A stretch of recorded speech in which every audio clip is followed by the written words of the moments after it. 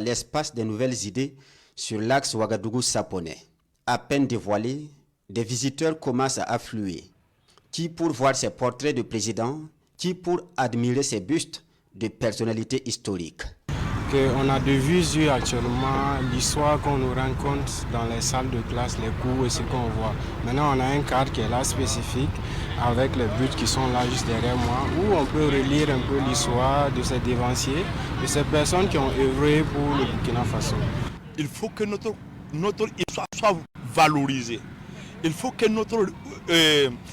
nos leaders passés soient vraiment honorés. Parce que si nous ne l'honorons pas, nous-mêmes, on ne va pas être honorés aussi demain. Il faut vraiment qu'on encourage cette belle initiative. La princesse Nyenega, Gimbi Ouattara, Naba Wobgo et bien d'autres personnalités sont immortalisées sous forme de bustes. À l'intérieur de la cour, on retrouve les portraits de tous les présidents depuis la Haute-Volta à nos jours. Un apport à l'histoire, salué par les autorités gouvernementales.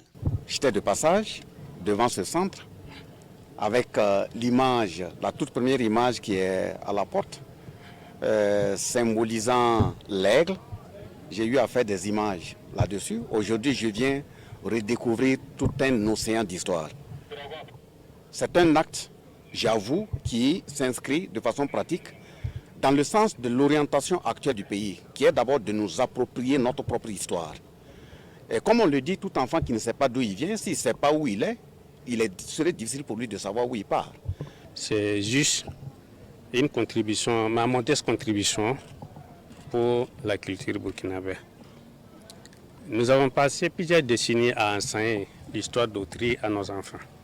Je crois qu'il est temps maintenant que nous enseignons nos enfants notre propre histoire. Et ce qui nous a poussé à ériger ces monuments-là avec les légendes pour que nos enfants puissent savoir d'où nous venons.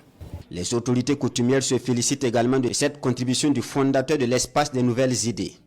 C'est le lieu pour le chef coutumier de Saponnais d'appeler à l'entente entre les filles et fils du Burkina Faso à travers cette remise de chapeau, symbole de pardon.